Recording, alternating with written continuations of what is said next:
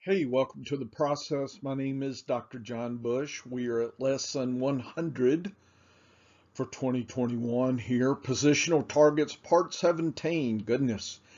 What I'm doing is just kind of going one last round through estimated targets using the public ADP as a guide to establish those. And I just decided given that running backs, have a rushing component, I would just strictly stay to tight ends and wide receivers and kind of focus in on that world. And everything I'm trying to do is to help you win your fantasy football drafts, which should give you about a 60% shot at winning the league. And that's hopefully what we're all here for. If you put up with me for the last 99 episodes, thank you. I suspect very few, if any, did that.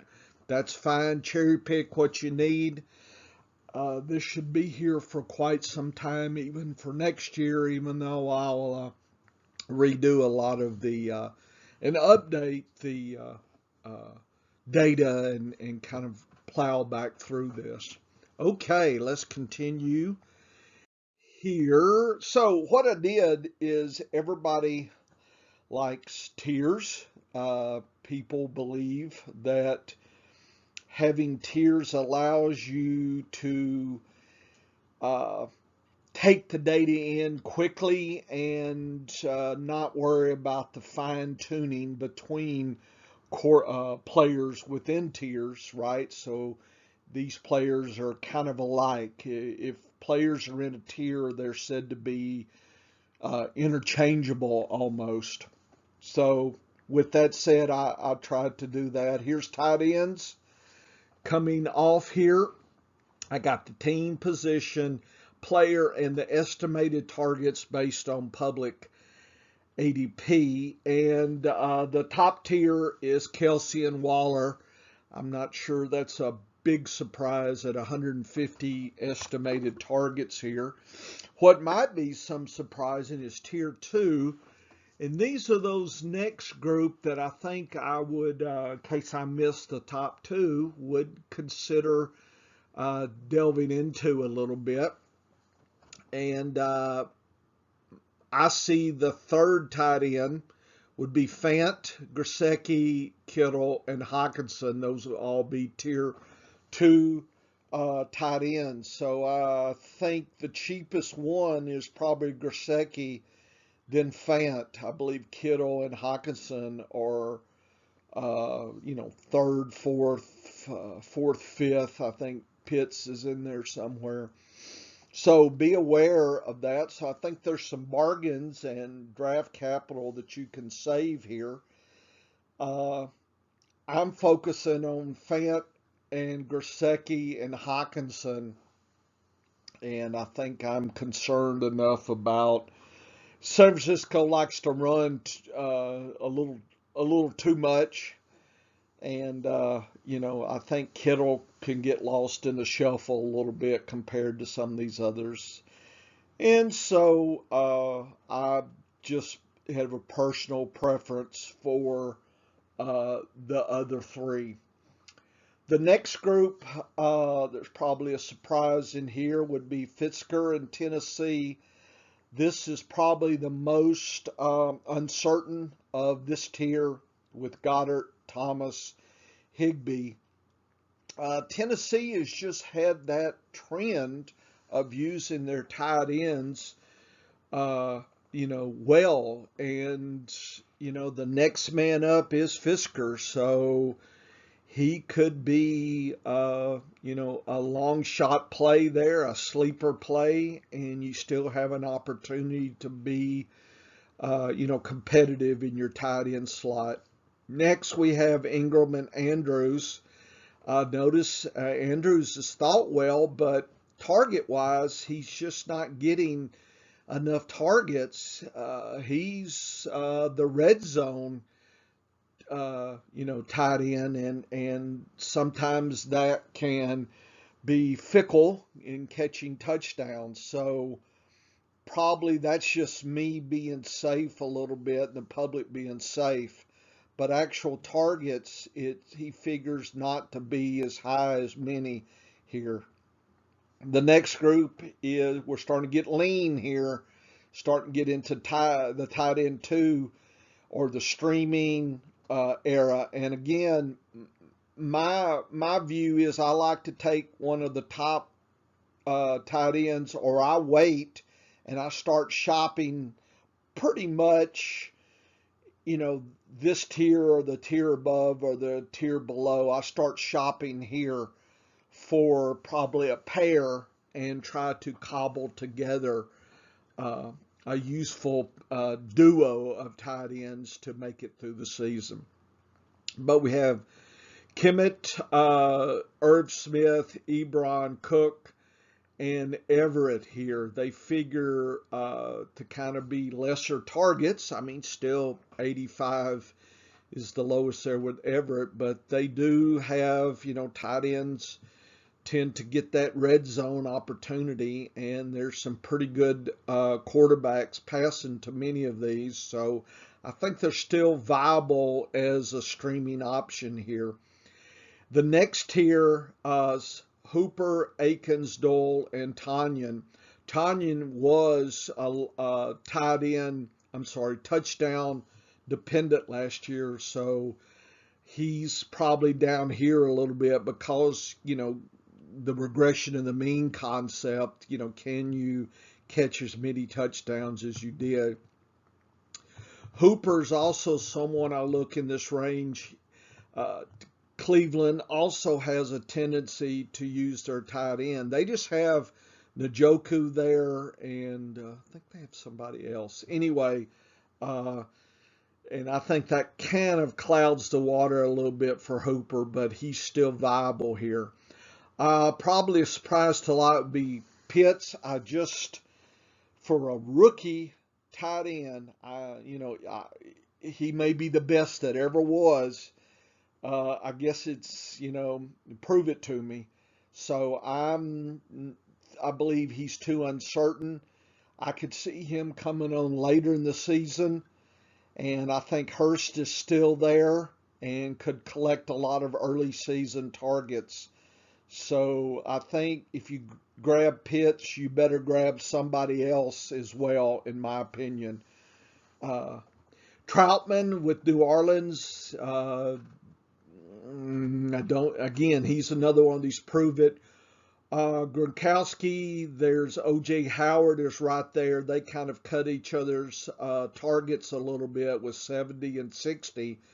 Yeah, if the other one wasn't there, one of the other ones gets hurt, then who survives would be rocketing back up the tier. Think about it. If Howard got hurt on the first play of the season, Gronk would figure to get close to 100. That would put him way, way up the rank here, assuming Brate, I think Brate's still there, so he still might collect some of those. I think Gronk, I see him as kind of waking up later in the season during the playoffs. He just seems to be, he comes alive when it's really on the line. Jarwin, I think, could surprise everybody that far down. Just depends on Dak's throwing shoulder and how Dallas is going to proceed. The only issue for me is they have three great wide receivers, so Jarwin be at least the fourth pick in that group, and Elliott's there as well that could grab, and Pollard could grab targets. So I think just opportunities are playing against Jarwin there. Finally, we have Smith, Knox, Herndon, Ertz, Howard, and Henry. Henry and Smith cut each other's throat. Unless there's an injury, you probably stay away from those guys. There's probably nobody in there that I would want to draft, but in daily fantasy sports, I could see a spot play. These guys could have viability for you there. And if Goddard did get hurt, then of course Ertz would rocket right back up, into the top tier 3 type conversation here. So I think my barbell strategy says grab in the top 1 or 2 tiers, or wait and wait and wait and wait and try to cobble two together. I would use defense against the position material and other metrics that you may find useful to cobble together uh, to stream during the season there. So that's how I would kind of play the tight ends there. And this is just uh, bar graph of the tiers. You can see the splits here and just kind of see the progression. And like I said, Waller and Kelsey, uh, you know, they're kind of in the tier by themselves. Fant could be in a tier by himself as well. I'm really strong on him. Uh, you know, not that I would skip Kelsey or Waller in a tight end premium league to get Fant, but if I couldn't get those, then I think Fant would be viable as well as Gesicki there, especially in the tight end premium league there. For a wide receivers, the way the public's lining up, it looks like Ridley has the most, should get the most opportunities even over Hill, and that may be a surprise to some. Doesn't mean he will be the wide receiver one, because you got to catch touchdowns and yardage, and how good the defense is and the quarterback. I mean, Hill is probably the safer of the two guys, but I just looking strictly at targets, that's how it's fallen out. Robinson and Allen are next. Diggs is next. There's a lot of choppiness in the tiers. Then Metcalf, Cooks is probably a bargain there. Moore, McLaurin, and Ayuk. Then Hopkins is probably lower than you think, but he's got a lot of, with Green and Kurt and everybody, there's a lot of people barking for targets in Arizona. I think Hopkins will get his from the red zone opportunities, but still, that hurts him as far as, being a solid wide receiver one type. He's getting on the fringe of wide receiver two. Then we have this next group here. It's almost interchangeable. There are some, and notice somebody like Adams, even though he's going, what, 1 or 2,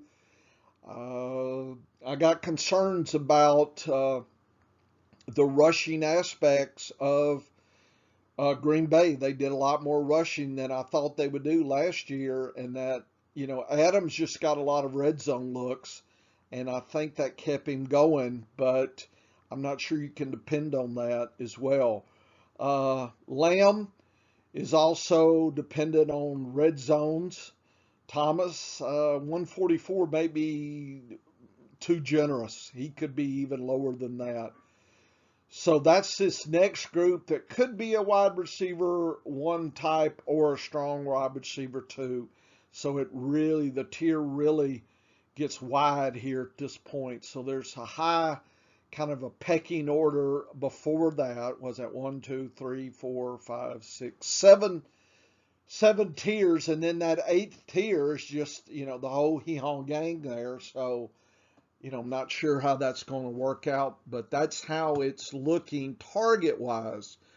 Again, we're not looking at the strength of schedule. I'm not looking at the quarterbacks, not looking at the team tendencies, just strictly pulling out estimated targets from the public and using that as beginning a reference for us to then make the final decisions here. I think of the top 10 or 15, I believe Cooks is probably the best bargain, and you can get him later than many there. So just be aware.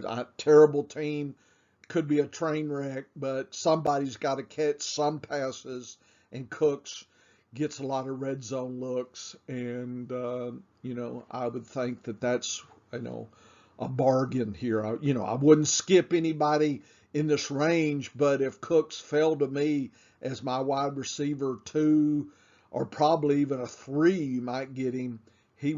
I think that would be great. I would be very pleased with that. So here's how we look at that. Ridley stands by himself. Here's then Hill, and you see then the 8th tier, everybody's in that one there. So do be aware of that.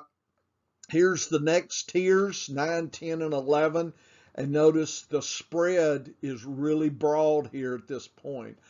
Probably predictions are starting to get real hazy here for the public. They're having a hard time picking apart players here, and it starts scrunching them together. So I think this is where you have to actually do deeper research than you might normally do to try to pick and choose your 4s and 5s and 6s this year.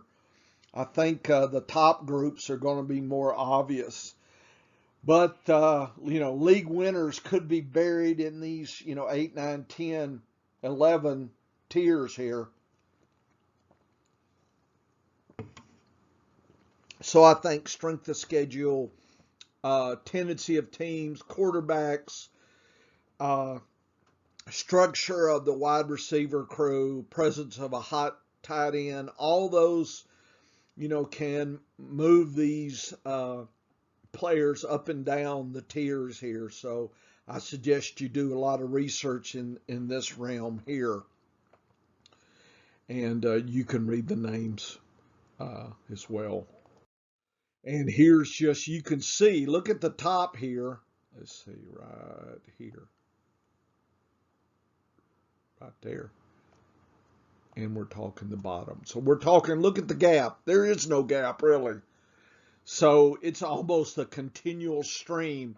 It's like, who is there? Boy, that adds to the confusion. Even though I've artificially broke tiers, my confidence in those breaks does not exist. It gets really muddy in here, folks. And I think you can really separate yourself in the league if you really spend your time digging in these tiers and trying to cherry pick some good plays out of here. Here are the deeper tiers. It's starting to get 5, 6, wide receiver 7 range.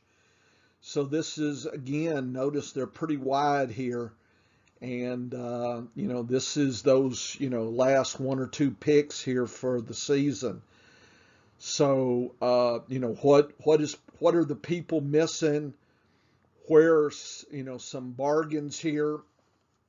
I'll give you some. I'll start at this region. I do like, let's see, I have a blue color here. I do like Marshall is coming on late. He could be somebody. Let's see who else. I do like Washington as an injury handcuff to the 3 above him. He's like, he just needs opportunity and he could really rock it up. Those 2 I'm definitely watching here. If something happens to Galladay, then I think Shepard can move up. Let's see. Kurt is waiting in the wings for Green or a Hop injury. So now, see, I'm kind of pointing to these injury handcuff types here. So who else? Something happens to Cooks. Miller could really rock it up as well. Cobb, Aaron got him moved. They did that for him. You would think Cobb would get a lot of targets and would be the number 2 guy, so keep your eyes there. Brown, he's going to be the number 3, but if there's an injury, then he could be more viable as well. Smith, without uh, Thomas, could be. I think Marquise is going to be the number one target, but they don't do a lot of passing in Baltimore, and that's too bad. He would be much higher if he was on another team.